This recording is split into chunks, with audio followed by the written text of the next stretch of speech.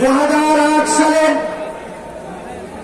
29শে December স্বৈরাচারী হাসিনা ক্ষমতায় আসার পর তার পরিবারের জন্য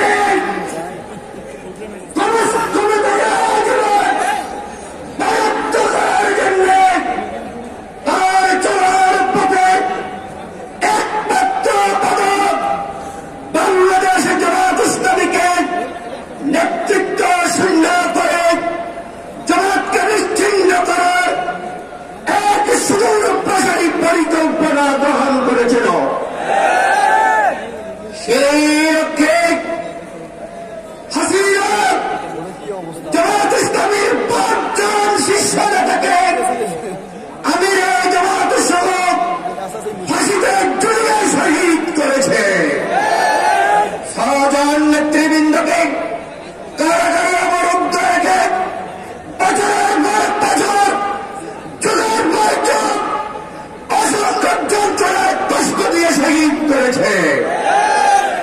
আমাদের প্রিয় ভাই আজহারুল ইসলামকে 2012 সালের 12 আগস্ট সম্পূর্ণ অন্যায়ভাবে বিনা উস্কানিতে গ্রেপ্তার করা হয়েছিল।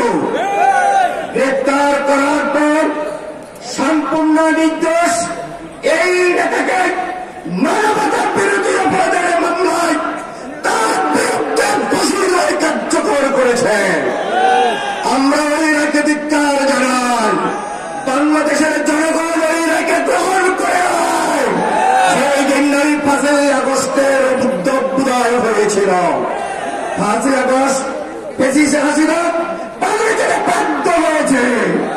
এরপরেই সরকারের দায়িত্বে আসলো সরকার। আমি আজকে অন্তর্বর্তী সরকারকে বলে দিতে চাই, যেভাবে আপনি ক্ষমতায় আসার পরে অনেককে মুক্ত করে দিয়েছেন, আজকে কেন সরকারি মুক্তি পেল না প্রশ্ন করতে চাই। আমি আরো বিলম্বে আধার ভাইয়ের সত্যমধ্যে জামাত ইসলামীর নিবন্ধন ফিরিয়ে দিয়ে বৃহত্তর দেখানোর বক্তব্য শেষ করছে। আসসালামু আলাইকুম ওয়া রাহমাতুল্লাহ।